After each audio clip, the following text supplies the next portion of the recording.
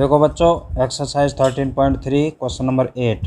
A factory has two machines A and B. Past record shows that machine A produced 60% of the item of output and machine B produced 40% of the items.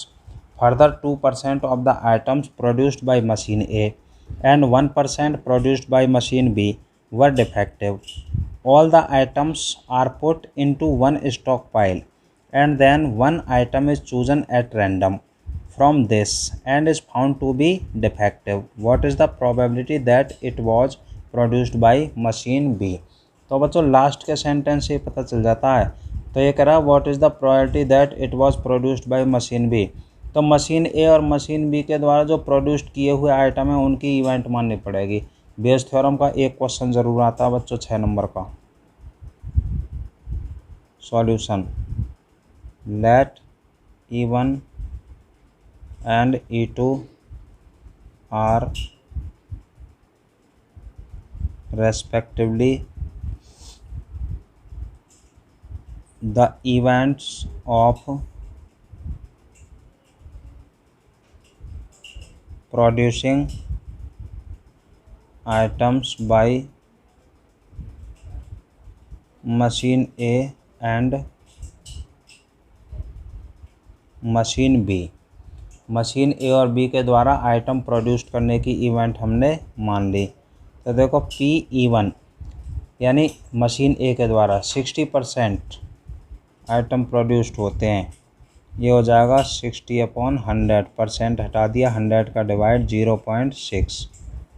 और PE2 machine B के द्वारा 40% item produce किए गए हैं, इसी तरह ये 0.4 हो जाएगा 100 का डिवाइड करके।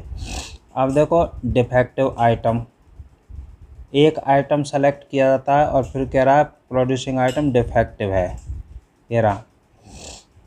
तो इसकी इवेंट मान लो, let A be the event of getting a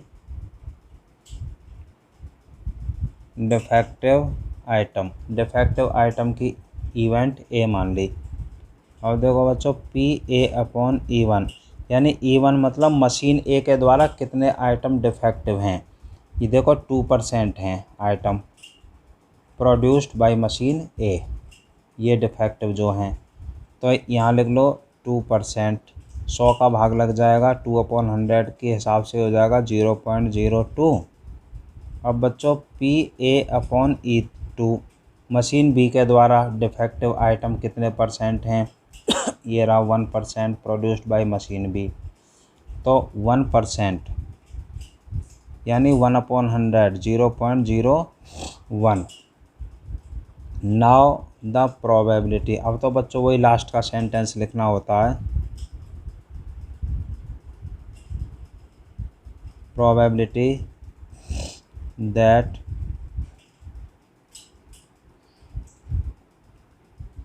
defective item, it की जगह डिफेक्टिव आइटम कर दिया, वॉज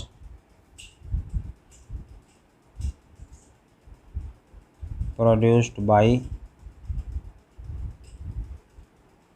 मशीन बी। इसमें बच्चों मशीन बी के द्वारा कह रहा है, मशीन बी की हमने E2 कंडीशन मानी है, तो इस बार हम E2 कंडीशन में चले गए। तो ये हो जाएगा PE2/A। तो ऊपर जो इवेंट आएंगी वो प्रोबेबिलिटी E2 वाली आएंगी।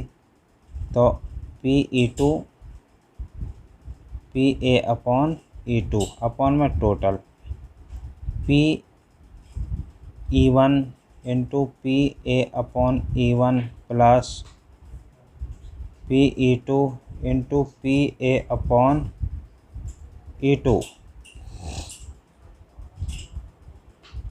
PE2/A इनकी वैल्यू रख दो और सॉल्व कर दो। PE2 है बच्चों 0.4 इंटू PA/E2। PA/E2 की वैल्यू है 0.01 अपॉन में PE1 0.6 into PA/E1 0.02 plus PE2 0.4 PA upon E2 0.01। अब इसको सॉल्व कर देंगे। तो देखो अब सॉल्व करते हैं, ये हो जाएगा 0.004, क्योंकि पॉइंट के बाद 2 डिजिट ये रहे, एक ये रहा, अपॉन में इनकी मल्टीप्लाई करो 0.012 प्लस 0.004। अब इसको 0.004 अपॉन में हो जाएगा 0.016। अब देखो बच्चों, ऊपर 4 नीचे 16 मल्टीप्लाई, देखो 1 2 3, ऊपर तो 3 जीरो लगा देंगे, नीचे 1 2 3 3 जीरो ही लगेंगी। तो देखो ये कट गया, पॉइंट हटा दिए, जीरो बढ़ा ली, 4 1 जा 4 और 4 4 जा 16, ये आ गया 1/4। ये बच्चों आंसर आ गया। Question is completed.